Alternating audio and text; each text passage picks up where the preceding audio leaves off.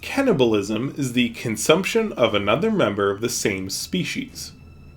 Though there are many potential health risks in some cases, it is well documented in well over 1,000 species, including humans. Anthropophagy is another term for the practice when it specifically applies to people. English inherited the word cannibalism from the Spanish term for the Kalinago people of the Caribbean.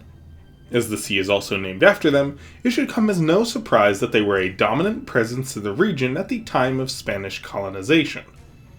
Despite the fact that, as far as I could find, there are no verified records of the Kalinago people eating the neighboring peoples they raided, and indeed cannibalism was approaching its peak in Europe in the form of corpse medicine, the reputation and term persists to this day.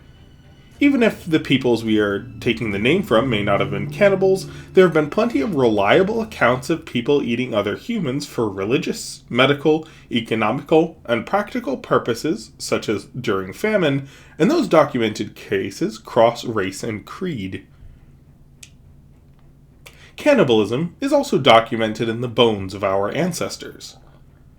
Homo sapiens and Neanderthals both show evidence of eating others of their own kind, and at least one site suggests humans may have butchered and eaten a Neanderthal.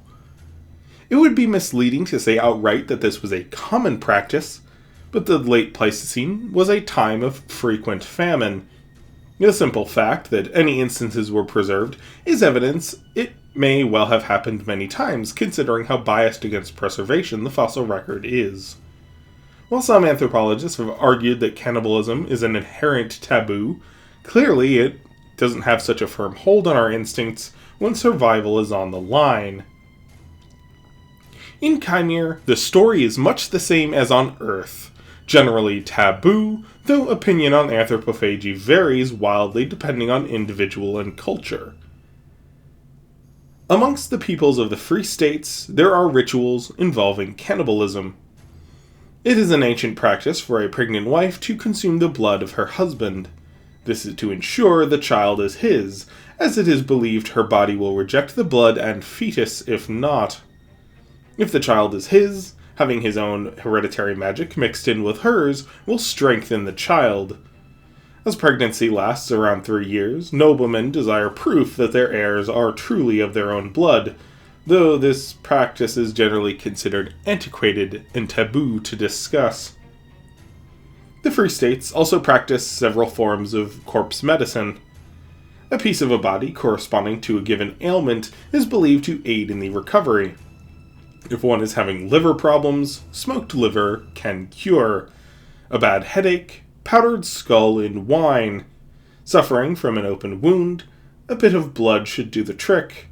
Trouble conceiving, placenta is a reliable solution. It is argued these forms of traditional medicine work because the hereditary magic in those regions of the body aid in healthy, albeit dead parts, but there's no assembly studies to corroborate this conventional wisdom. Consuming human flesh is associated with witchcraft and savagery by the peoples of the Free States, yet they are by far its most frequent practitioners. This juxtaposition is not lost on them, yet most draw a clear line between what they see as practical use and simply regarding people as food they claim is so common amongst the peoples beyond the known world. The Kudrith have no such practices, and have strict laws against cannibalism in all forms.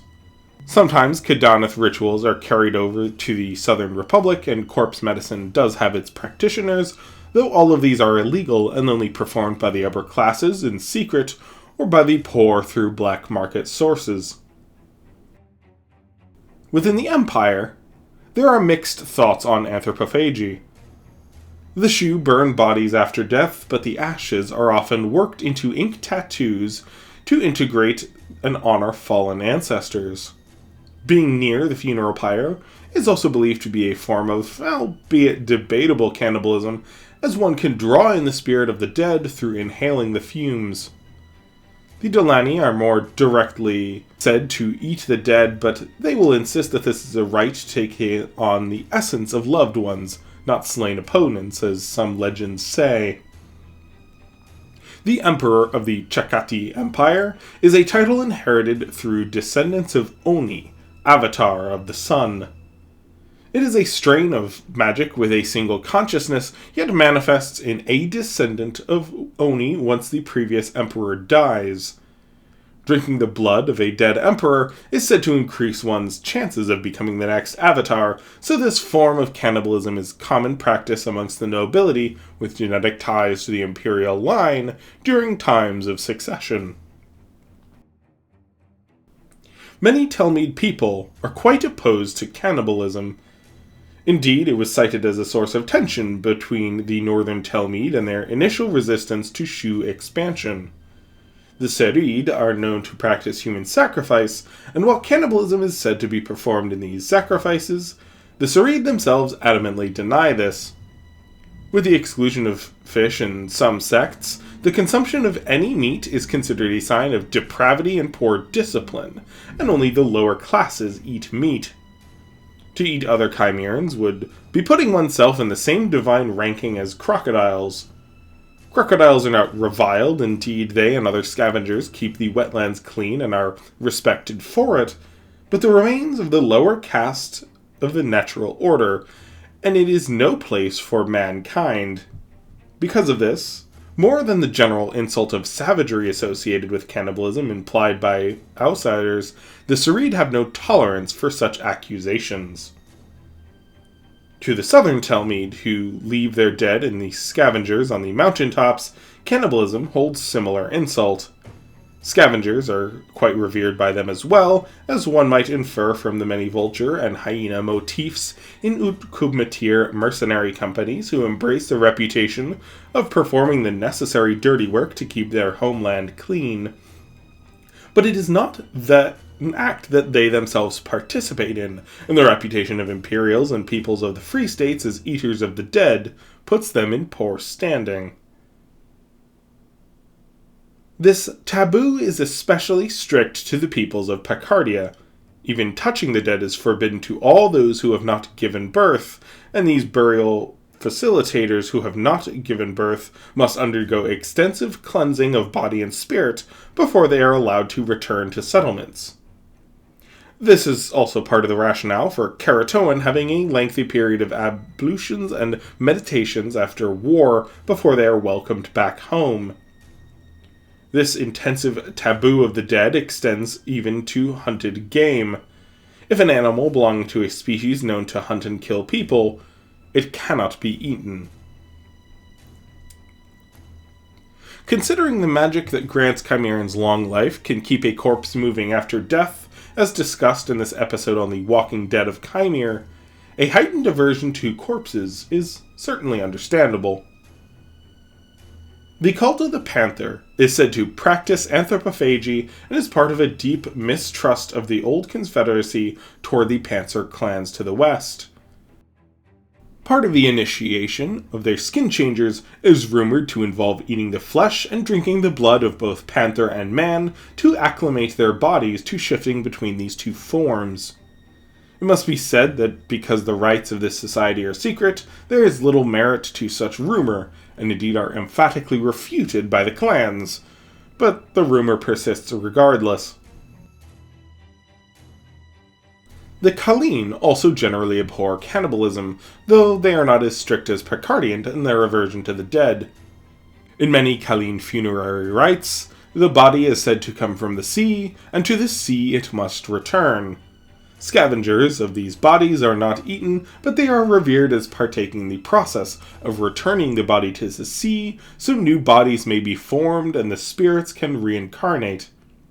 It is said that some Kalin at least used to consume parts of loved ones to participate in this cycle, but this has not been verified. The most notorious cannibals in Kaimere are the Blackfish cultists of the Tsuhenjin, who live on a massive island the size of Borneo, west of the known world. Initiates of this society cover their bodies in tattoos to resemble orcas and other macro-predatory dolphins. They also file down their teeth, which fill out with enamel thanks to the healing magic inherent to Chimerans. While this is conventional wisdom that the Blackfish cultists are cannibals, eating those they defeat in battle, ethnographers from both the Assembly and Great Library haven't found much direct evidence of this, even though the Blackfish themselves are the most prolific spreaders of this rumor. The Blackfish make explicit that they do not feed on cowards. Only warriors will they flay and roast. It seems this may be a case of Fishing Village being more likely to surrender if they believe fighting would end up getting them eaten. Considering this island and its warriors are among the most feared combatants in all of Kaimere, regarded with the same reverence as Picardian Caratoan and Republic regulars, this reputation has certainly served them well. The one Assembly survey of their island was covert and strictly no contact, yet still ended with most members being captured. They were flayed alive and roasted on the shore in full view of the Assembly research vessel as it drew anchor and sailed away. If they were eaten, the researchers didn't stick around to witness, and there have been no studies of the island since. While Homo altus and other human species beyond the known world have a reputation for cannibalism, it seems largely driven by campfire stories. The narrative of beings who look like us but aren't, who speak strange tongues and will hunt you if you stray, is certainly a popular one amongst bards and storytellers. The Kadrith, indentured loggers working in northern Arvel, are given a lengthy list of dangers, reasons to stay by the camp. Wild men and cannibal cults are often at the top of the list, just under beast folk, witches, and thralls of an elder god.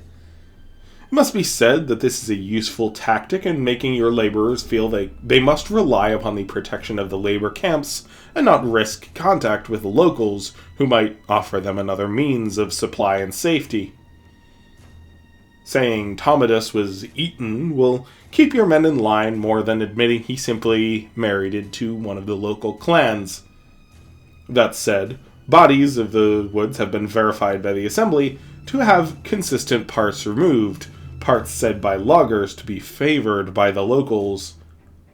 Beast folk eating loggers and Assembly agents tend to feed similar to predators by targeting for nutrition and convenience, not for preference and taste, so there may yet be some truth to the rumors after all. The following is a translation of an account from librarian and ethnographer Ra Tolankada interviewing hinterland captives in a logging camp. They told me their people simply regard humans of all heritage to be of amiable flavor, including their own people, and find our reservations against anthropophagy to be quite strange. They said the Averla Chimerans they lived with shared in this practice. They candidly discussed preferences and recipes. There was no embellishment, no spectacle or gratuity. My third respondent said he thought it was foolish to tie up ceremony and ritual as excuse. It is good meat. No need to make it sacred or profane. There was a casual tone to the manner which struck me cold. They made no mention of hunting for our magic. I must stress that this may not be a majority or even common opinion outside of the few captured men I spoke with. They may simply have been trying to make me uneasy. Such would be their prerogative as captives awaiting execution. However, it was the hollow candor which remained with me and convinced me of truth, at least of their perception of things. Survival cannibalism is the consumption of other humans in times of crisis. This practice is seen throughout Kaimere regardless of culture. Siege, famine, drought, and other situations depriving people of alternatives often result in cannibalism.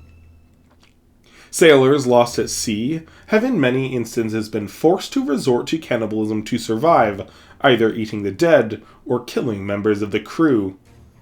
This is extremely rare in the known world, as it has so many islands and regular trade between nations, but in the realms beyond, it occurs with much greater frequency.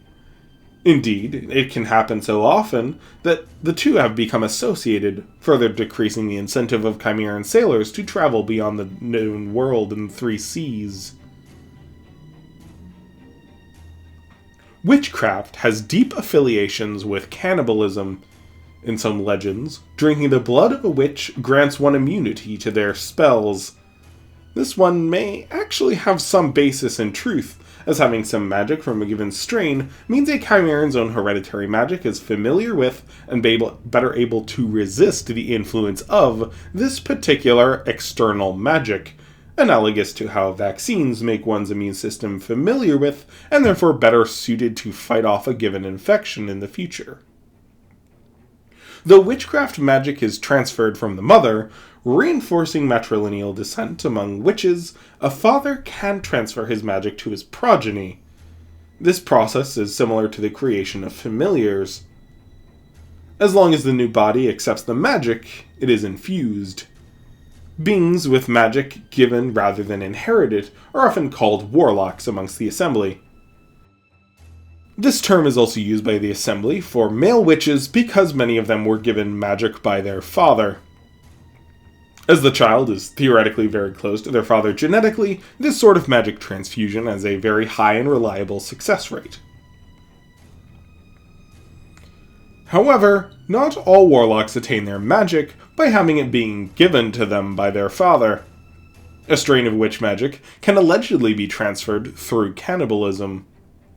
Many sorcerers during the Age of Witches were said to have gained their abilities through the consumption of vanquished witches and warlocks. This consumption of magic could simply be done through spell, though in some instances it was through a curse that transferred magic-infused blood. Sometimes, cannibalism was directly involved. Indeed, some of the most powerful witch lords during this period of history are said to have consumed opponents' body and spirit, making them a single host with many potent witch strains. Also, generally cannibalizing even non-mage Chimerans was done by witches to diversify their own inherent magic. It is said that adding more hereditary magic fortified their bodies and enabled them to accumulate more witch strains kept in check by the different hereditary magics. These myths are rejected by modern witches as largely fabricated, though it remains pervasive. There are verified instances of mundane humans and Chimerans acquiring a strain of witch magic, albeit rare and not particularly potent. So the premise of becoming a witch via cannibalism is consistent with what is known. The hereditary magic of Chimerans is not found in other human species throughout Kaimere, and this has made them the target of cannibalism in an effort to transfer their magic. The Maku of Kyrule are said to be motivated in their raids, in part to consume Chimerans for their magic, as are the hinterland giants of western Arvel. This practice is also said to have been done by humans of Earth. This has been brought up as a concern against peoples of Earth learning about Kaimere. Again, these stories may all simply be fear-mongering tactics to keep the portal shut and secret kept. However, several wild magic demons of notable power appear to have had their origins in consuming humans and metabolizing their hereditary magic. It's not a topic the Assembly or Great Library likes discussing, and certainly won't authorize experiments to verify. Vampires famously practice cannibalism in the form of drinking human blood. While they can drink the blood of other animals, and indeed many in the assembly do in order to be more palatable companions, it must be said that non-human blood is not as efficient for their sensitive metabolisms, and they must consume a lot more of it to gain the same benefits.